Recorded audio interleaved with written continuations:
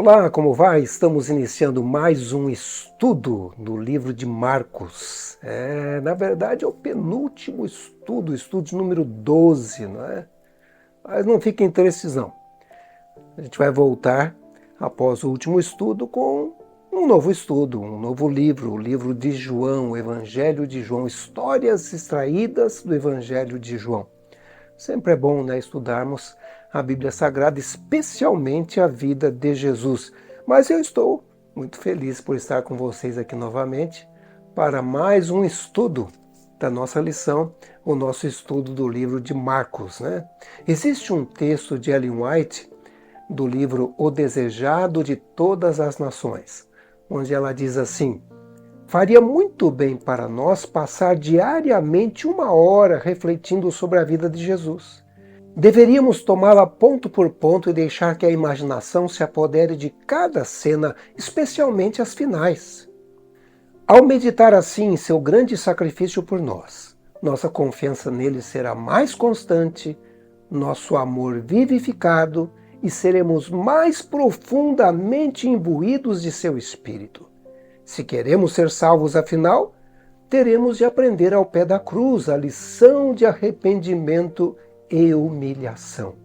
Então vejam só, faz bem dedicar pelo menos 1 hora por dia ou um tempo a cada dia a meditar no sacrifício de Jesus, na história de Jesus, né? Então, provavelmente você vai ter que estudar essa lição novamente, voltar lá da lição 1 de Marcos e vir capítulo a capítulo. O ideal, diz Ellen White, seria relembrar a cada dia o sacrifício que Jesus fez por nós. O que você acha disso? Você acha que isso é importante? Coloque aqui nos comentários. Quero ver o seu pensamento sobre isso. Você acha que ela está certa? Você consegue fazer isso? Muitas vezes é difícil, né? O dia a dia, tanta coisa preocupando e as pessoas esquecem um pouco do momento de meditação com a Bíblia Sagrada ao estudar. Mas, olha, estamos aqui para ajudar você, né? E se você tem um amigo, compartilhe essa mensagem com outro para que outros também passem a estudar, né?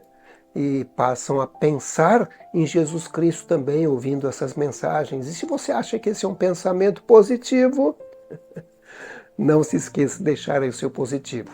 Se inscreva aqui no canal Chegou a Hora, faça parte dessa família que estuda as profecias, que acredita que chegou a hora da volta de Jesus. Hoje nós vamos estudar o capítulo 15. Mas antes de iniciarmos nosso estudo, como eu sempre digo, é importante orarmos e pedirmos a Deus que nos dê sabedoria e entendimento para compreendermos a palavra dele, não é verdade? Vamos orar. Querido Pai de amor e misericórdia, eu louvo o teu nome porque o Senhor é bom e enviou o seu Filho a essa terra para morrer em nosso lugar.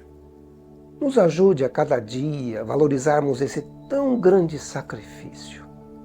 É por isso, baseados nesse amor, que eu te peço, Senhor, sabedoria para entendermos a história da redenção proporcionada por Jesus Cristo.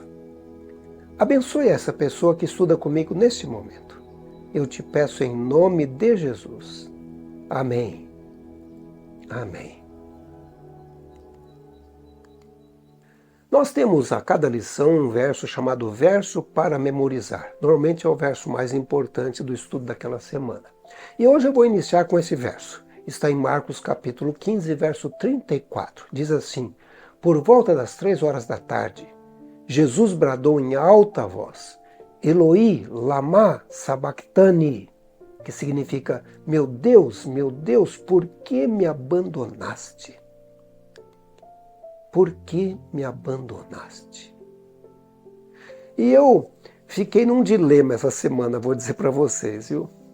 Primeiro, é muito difícil eu gravar antecipadamente. Tenho tentado, mas não consigo. Está sendo bem difícil mesmo. Hoje mesmo estou gravando aqui em casa, onde os ruídos acontecem, né? Eu tenho uma construção aqui perto de um prédio, eu estou ouvindo o barulho, espero que não atrapalhe muito.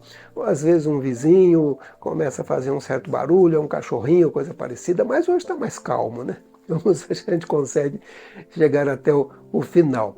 Mas olha, esse capítulo 15 tem tantos detalhes que são descritos nos outros evangelhos, de Mateus, de Lucas, de João, e que Marcos sintetiza num capítulo só.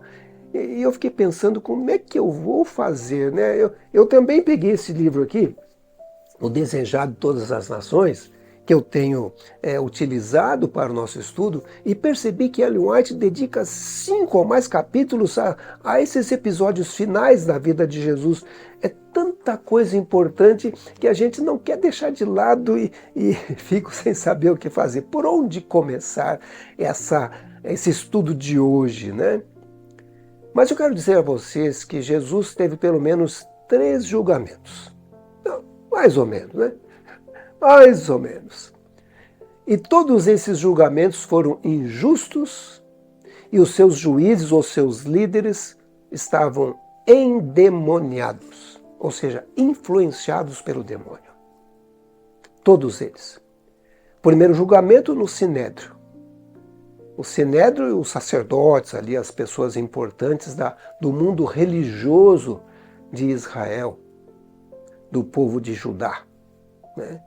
Endemoniados, influenciados pelo demônio. Já pensou? Claro que o julgamento vai ser injusto.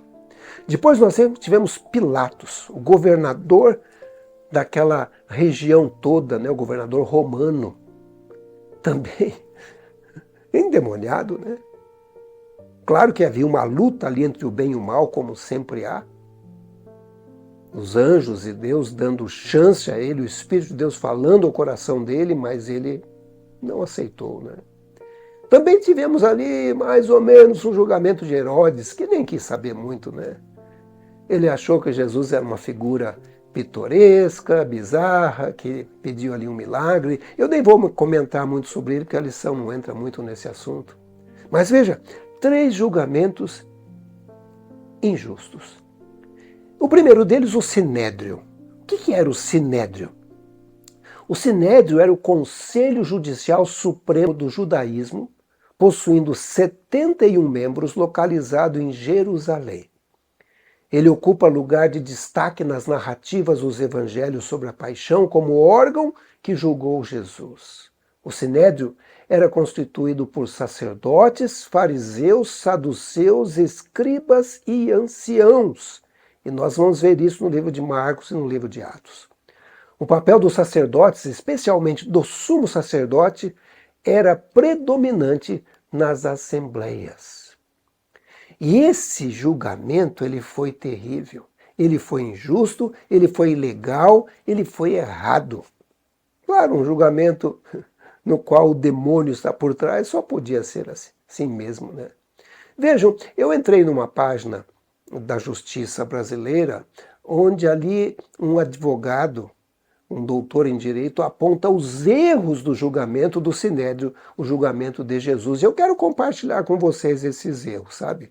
Porque ele diz que esse julgamento ficou conhecido como o maior erro judicial já registrado na história da humanidade, sendo ilegal, sem crime praticado, sem observância das formalidades da lei romana, sem direito à defesa e contraditório, sem direito a recurso e com atribuição de pena não correspondente ao crime imputado. Eu fico preocupado porque hoje em dia eu vejo algumas coisas exatamente desse jeito, sabe?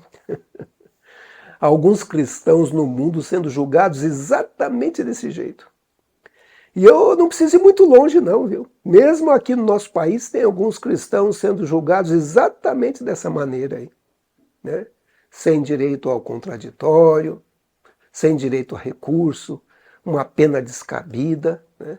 Não correspondente ao crime imputado, e assim vai, não é? E se ele é seguidor de Cristo, muitas vezes vai receber a mesma pena. Foi o que aconteceu com os cristãos no início do Império Romano, né? E aí, esse advogado, esse doutor, ele aponta alguns erros jurídicos. O primeiro deles, a história do julgamento injusto de Jesus Cristo começou com sua prisão ilegal, que foi deflagrada sem mandado, 1 hora antes da meia-noite, de quinta-feira, em total desrespeito aos costumes e preceitos legais judaicos. Ou seja, não podia ter prisão naquela hora, naquele momento, era proibido. Mas eles fizeram, teve até a participação ali de um discípulo, né? O segundo erro no julgamento do Sinédrio. O primeiro julgamento de Cristo foi religioso, realizado no Sinédrio, uma corte judaica, onde sacerdotes se reuniram em concílio para buscar algum testemunho contra Jesus. Os seus discípulos não foram testemunhas no julgamento de seu mestre. Aqui testifica a primeira ilegalidade. Não buscou-se nenhuma testemunha a favor de Jesus Cristo. Todas as testemunhas previamente arranjadas não davam depoimento coerentes contra Jesus. Jesus é esbofeteado e agredido com cuspes e tapas pelos seus condutores, sendo ilegalmente interrogado. Que coisa terrível, né? Então, não tem defesa. Nem chamaram ninguém para defender. Não havia advogado de defesa, só de acusação. Que coisa impressionante, não é? Depois vem o terceiro erro no julgamento de Pilatos, apontado por esse jurista. Diz assim: depois Jesus é levado para o pretório dos romanos. Aqui se inicia a segunda instância, que foi precedida por Pôncio Pilatos, governador romano que possuía o poder de vida ou morte. Só o procurador romano detinha o chamado ius gladiis, o direito de espada, isso é, a prerrogativa de confirmar e executar a pena máxima. As acusações eram de declarar-se rei e incitar o povo a não pagar impostos a César. Sem provas para julgá-lo, Pilatos jogou a escolha à multidão em razão do direito consuetudinário de soltar um preso na época da Páscoa. E agora vem o quarto erro no julgamento de Jesus, né? Ou no julgamento de Pilatos, no caso agora, porque agora vai para uma outra instância, vai à terceira instância. Na época estava preso um homem muito conhecido, chamado Barrabás, e diante da multidão, Pilatos questionou quem a população gostaria de ver solto. Esta então respondeu: Barrabás!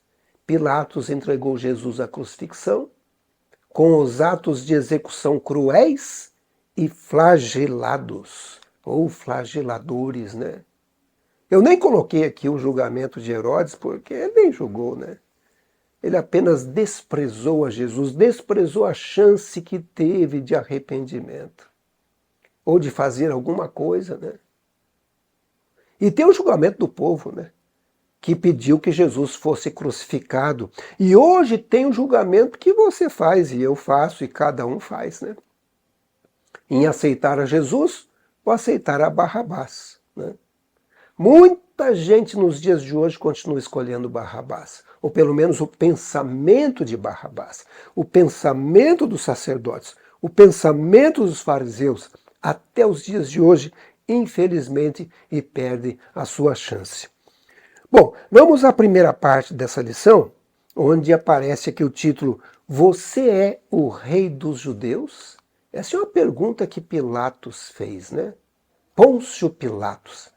Mas, afinal de contas, quem foi Pôncio Pilatos? Se você vai na história, nos diz que Pôncio Pilatos governou a província romana da Judéia dos anos 26 a 36 depois de Cristo.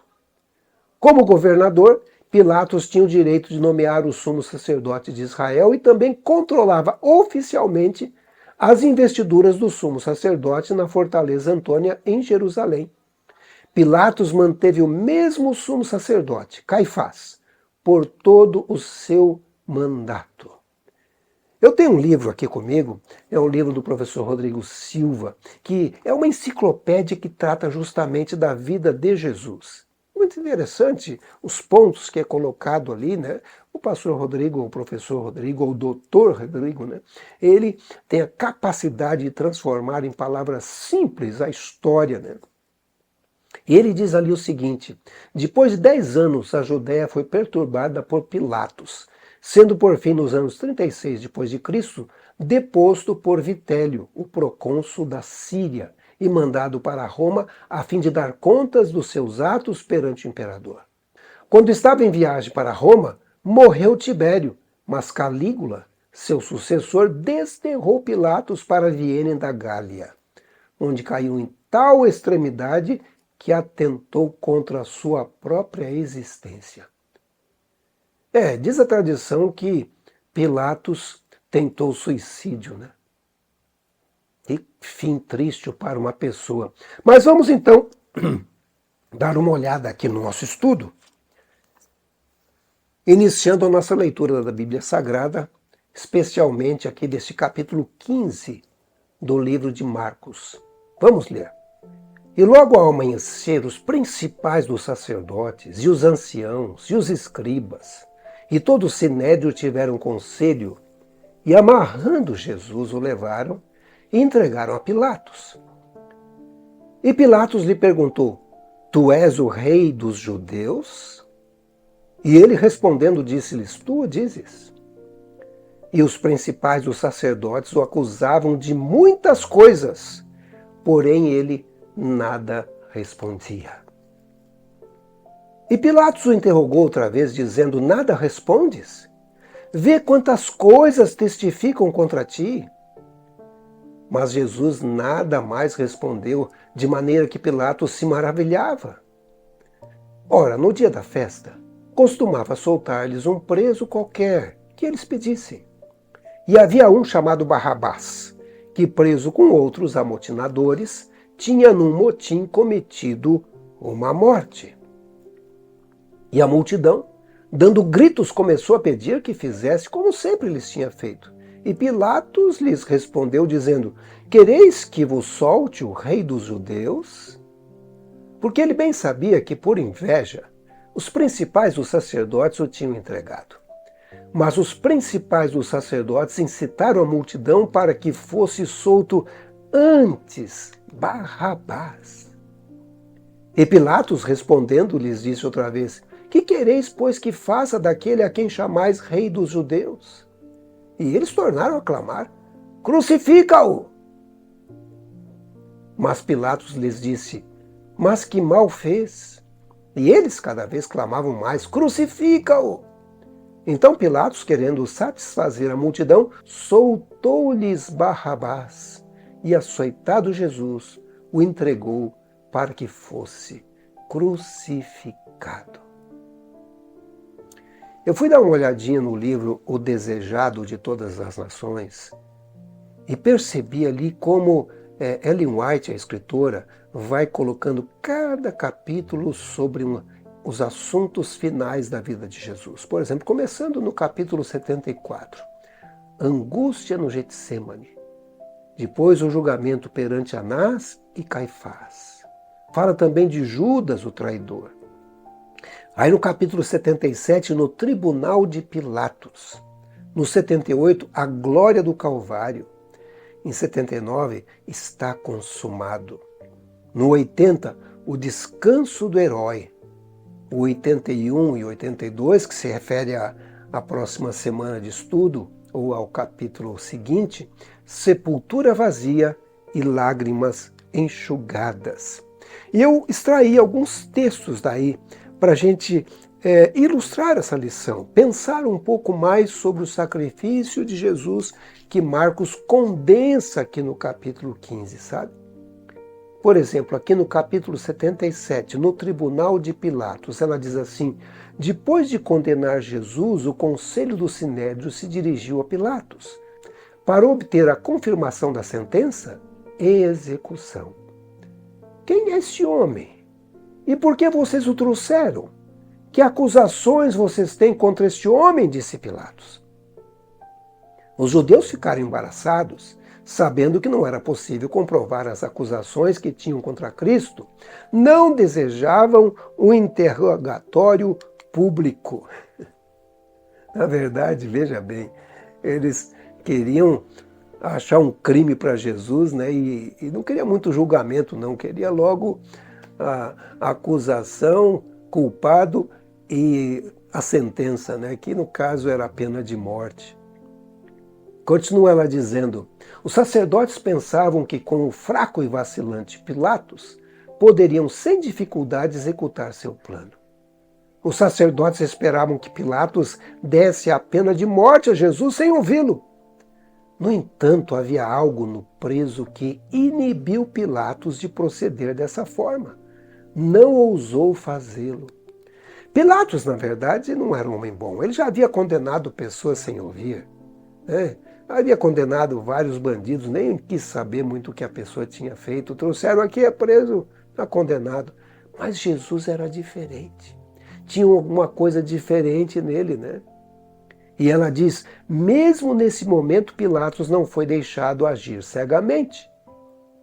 Uma mensagem de Deus o advertiu do que estava para cometer, em resposta às orações de Cristo. Ou seja, Jesus estava orando. A esposa de Pilatos havia sido visitada por um anjo do céu. Um mensageiro, abrindo apressadamente caminho por entre a multidão, entregou a Pilatos uma carta de sua esposa que dizia: não se envolva com esse inocente, porque hoje em sonho sofri muito por causa dele. Marcos não menciona isso, mas está em Mateus capítulo 27, verso 19. Deixa eu dizer uma coisa, o demônio estava presente ali, em cada detalhe do julgamento de Jesus. Eu acho impressionante como o diretor do filme A Paixão de Cristo, né, The Passion, como ele coloca numa figura andrógena diferente ali, né, Lúcifer, Satanás, presente nos vários julgamentos de Jesus, vários momentos, né, do filme aparece essa figura, como se Satanás estivesse ali observando, e era verdade, ele estava mesmo, né? O mundo do mal estava presente ali em torno daquela situação. E Ellen White segue dizendo, Barrabás era um vilão insensível e terrível, entregue à rebelião e crueldade. Pilatos disse energicamente, a quem quereis que eu vos solte? A Barrabás ou a Jesus chamado Cristo? Solta-nos, Barrabás! A multidão agitada vociferou como demônios. E aí ela diz, os próprios demônios em forma humana estavam na multidão. E tudo o que se poderia esperar era a resposta, seja crucificado. Satanás guiava a cruel aglomeração nos maus tratos ao Salvador.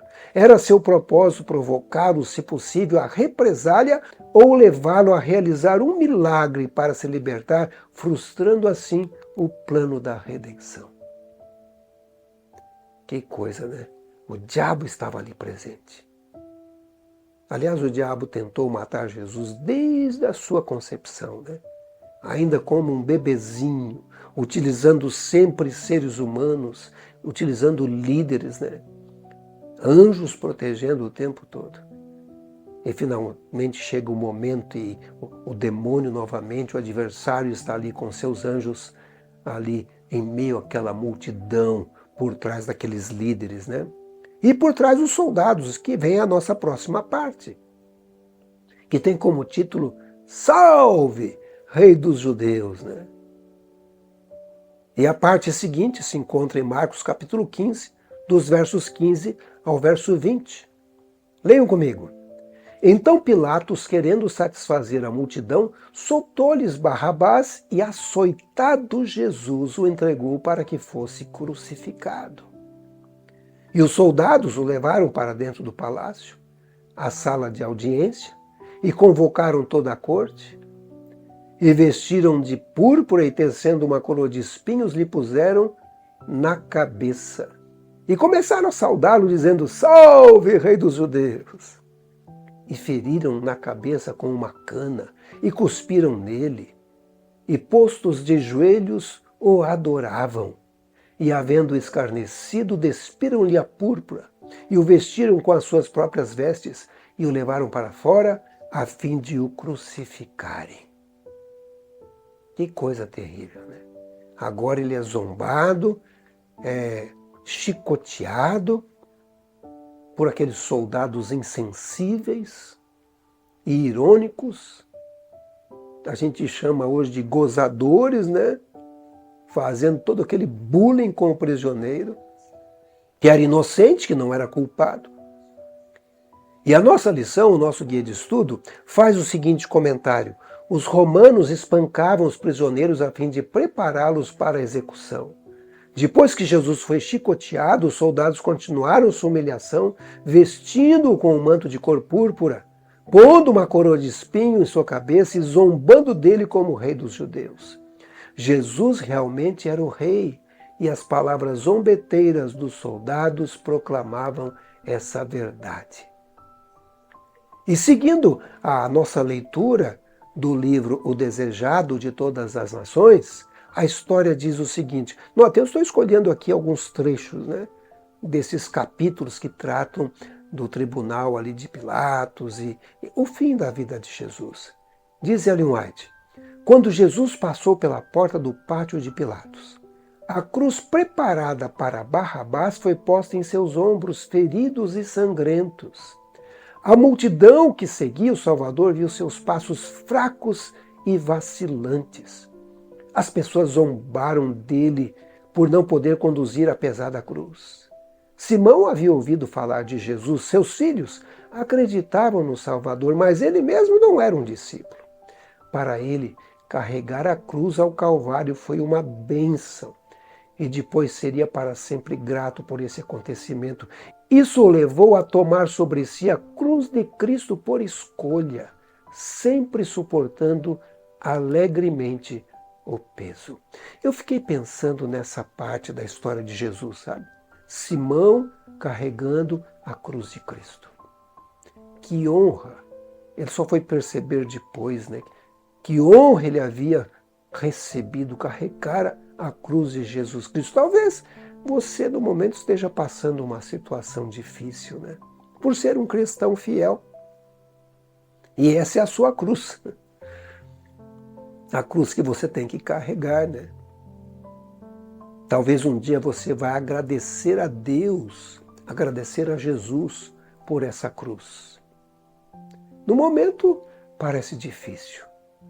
Provação nem sempre é fácil. Cruz nem sempre é fácil. Sempre é difícil. Mas vamos orar, né?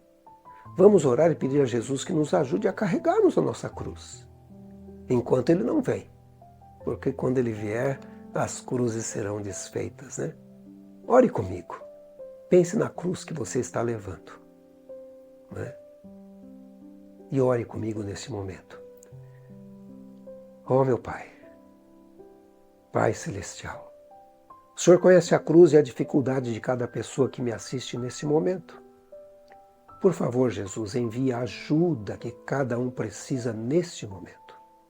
Assim como o anjo foi enviado no jardim para confortar a Jesus em seu momento difícil. Assim como o Senhor veio no meio do fogo para estar com os amigos de Daniel. Precisamos do seu anjo e da sua ajuda, meu Pai. Quem sabe é um amigo que precisa vir e ajudar a carregar essa cruz.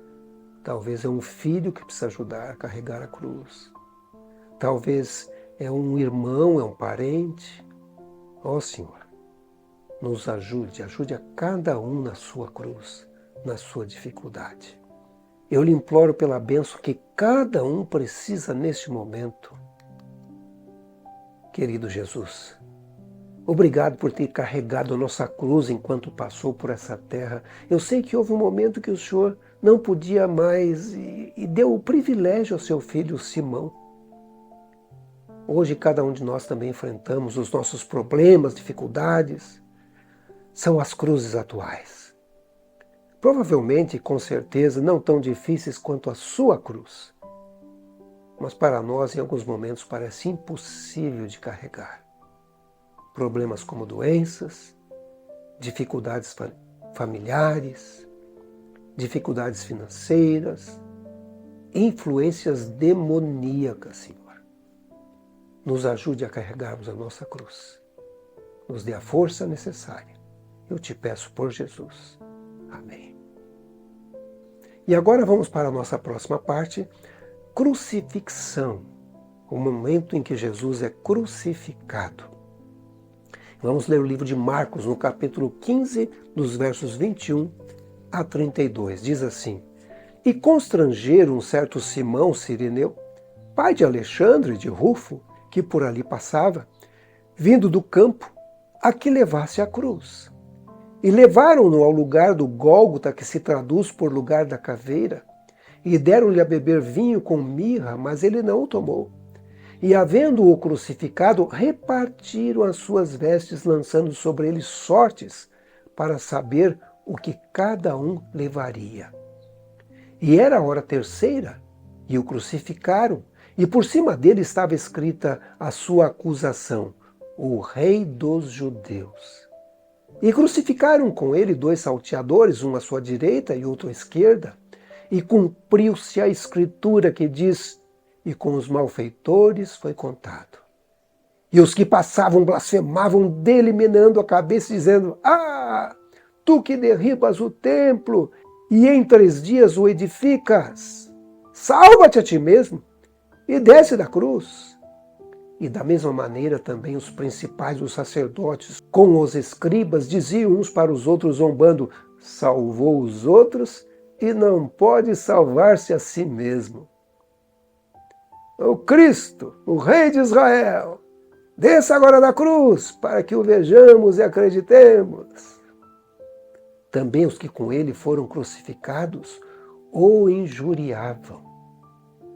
Que cena triste e patética, né? Realmente eram pessoas endemoniadas, influenciadas pelo mal, sem amor, só com ódio no coração, né? E eu sigo lendo com vocês O Desejado de Todas as Nações, onde Ellen White diz o seguinte: os inimigos de Jesus descarregaram sobre ele sua raiva enquanto estava suspenso na cruz. Sacerdotes, autoridades e escribas se uniram à multidão para zombar do Salvador que estava morrendo. No batismo e na transfiguração, a voz de Deus tinha sido ouvida, proclamando Cristo como seu Filho. Naquele momento, porém, a voz do céu permanecia em silêncio.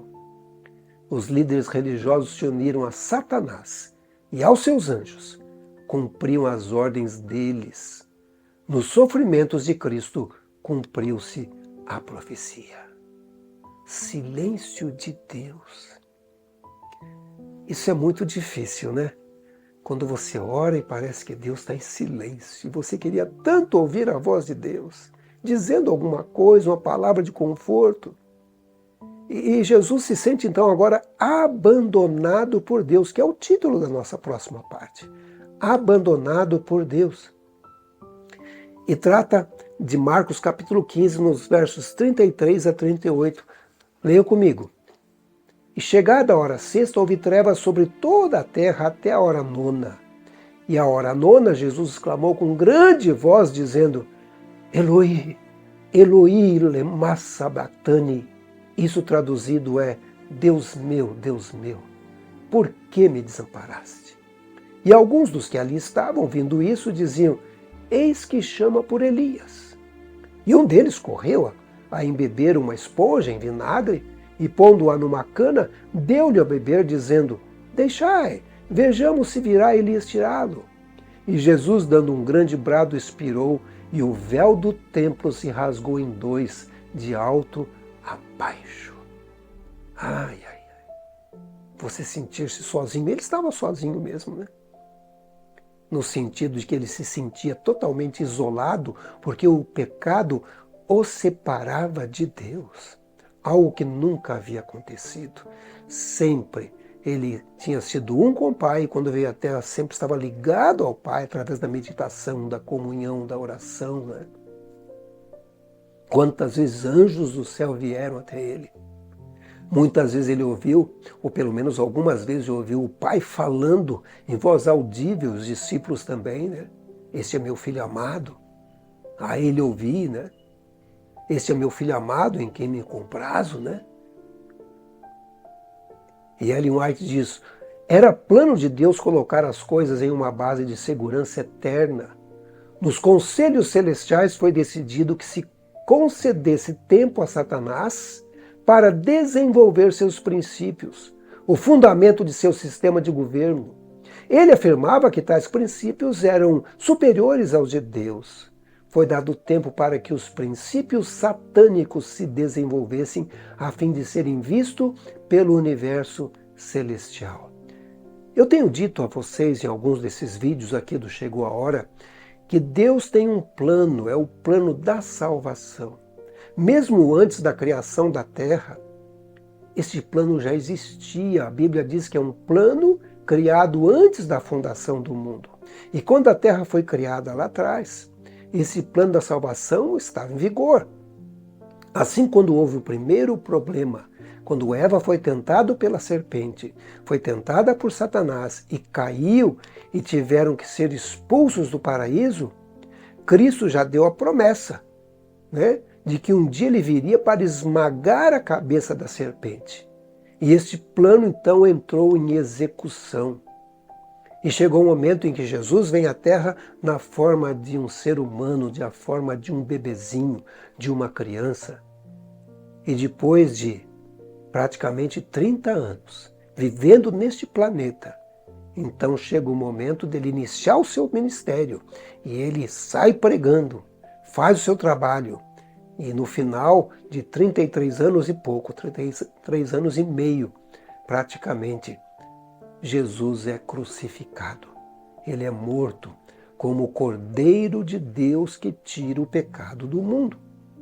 A lição faz um comentário sobre isso. Diz o seguinte: o batismo de Jesus representa o início de seu ministério, profetizado em Daniel 9, 24 a 27.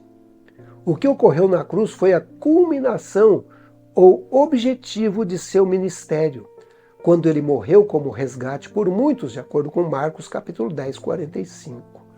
A morte de Jesus também cumpriu a parte da profecia de Daniel 9, 24 a 27. O véu do templo, rasgado, aponta para o cumprimento do sistema sacrificial, quando o tipo encontrou o antítipo e começou uma nova fase na história da salvação. Então, lá em Daniel capítulo 9, aparece uma última semana, ou 7 anos.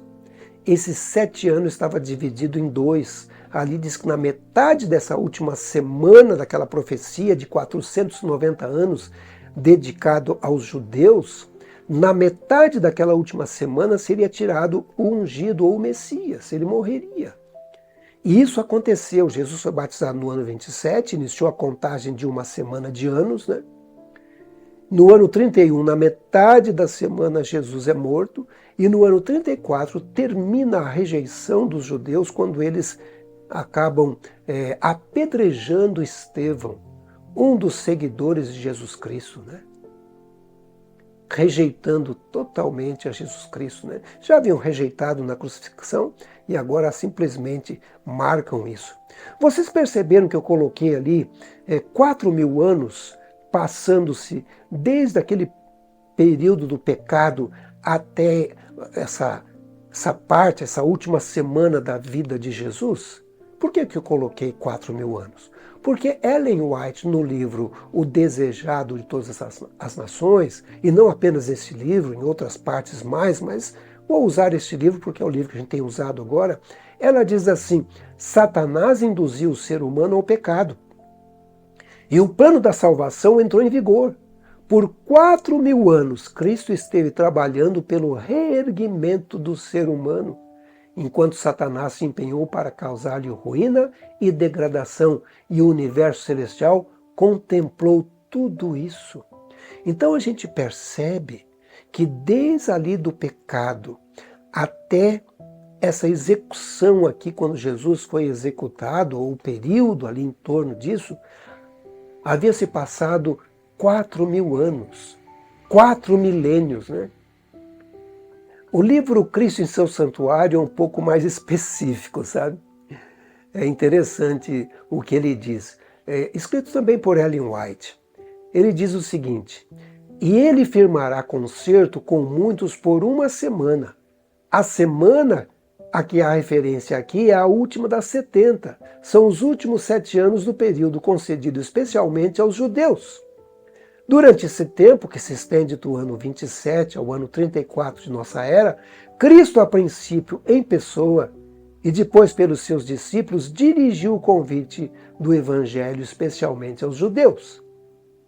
Ao saírem os apóstolos com as boas novas do reino, a recomendação do Salvador era: não ireis pelos caminhos das gentes, nem entrareis em cidades dos samaritanos, mas ide as ovelhas perdidas da casa de Israel, de acordo com Mateus capítulo 10, 5 e 6. Isso está na página 55 do livro Cristo em seu Santuário.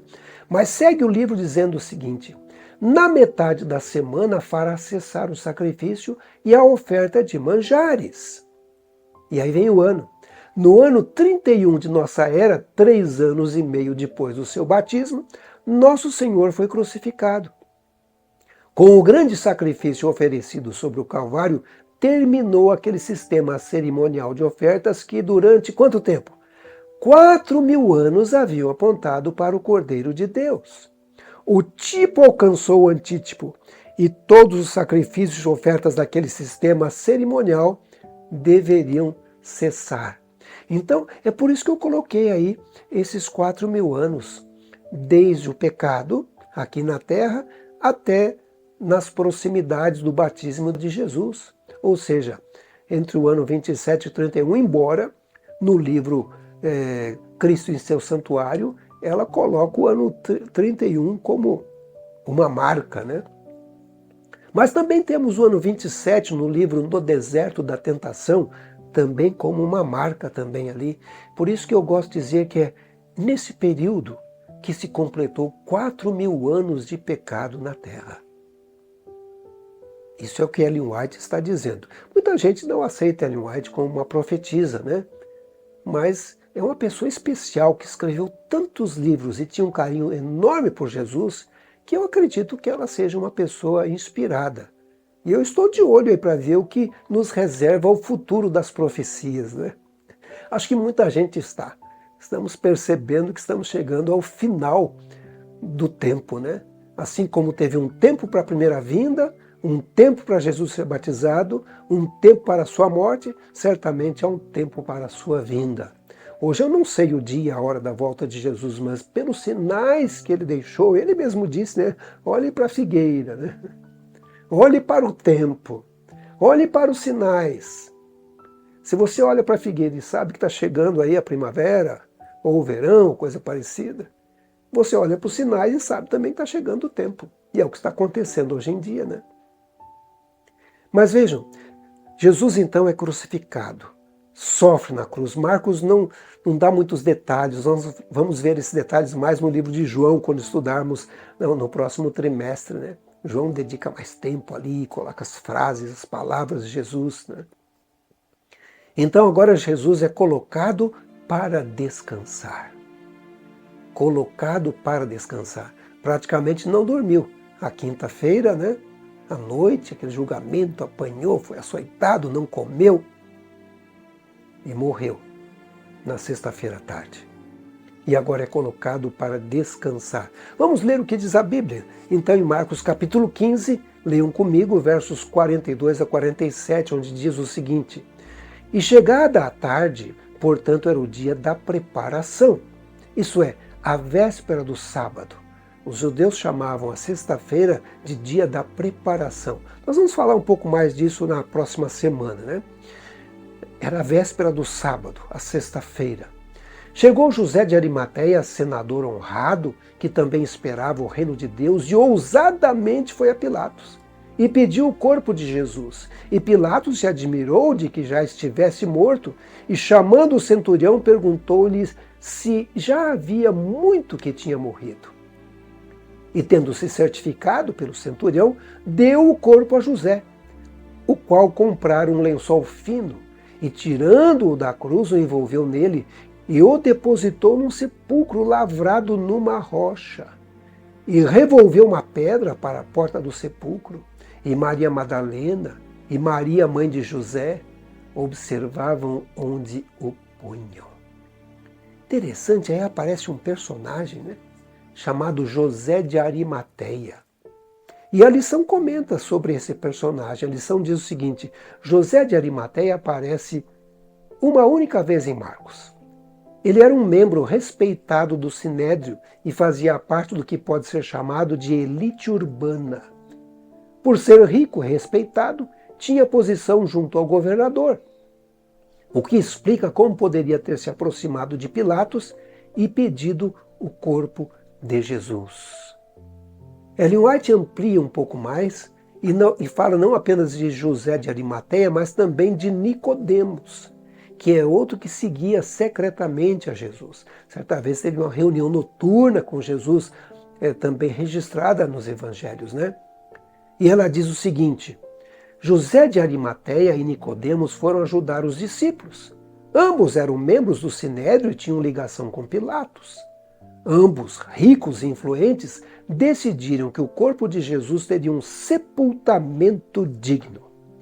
Enquanto os discípulos temiam se mostrar abertamente como seus seguidores, José e Nicodemos foram corajosamente ajudá-los. A riqueza e a influência deles os protegia, em grande parte, da maldade dos sacerdotes e líderes. Embora João estivesse aflito quanto ao sepultamento do mestre, José retornou com a ordem de Pilatos acerca do corpo de Cristo. E Nicodemos chegou trazendo quase 35 quilos de uma mistura de mirra e aloés, de alto preço para o seu embalsamento. Mesmo o mais honrado em Jerusalém não poderia ter recebido mais respeito na morte. Os discípulos se surpreenderam de ver essas autoridades ricas tão interessadas como eles próprios no sepultamento do Senhor. É interessante como esses homens não se envergonharam, não se intimidaram. Eles foram corajosos em pedir o corpo de Jesus.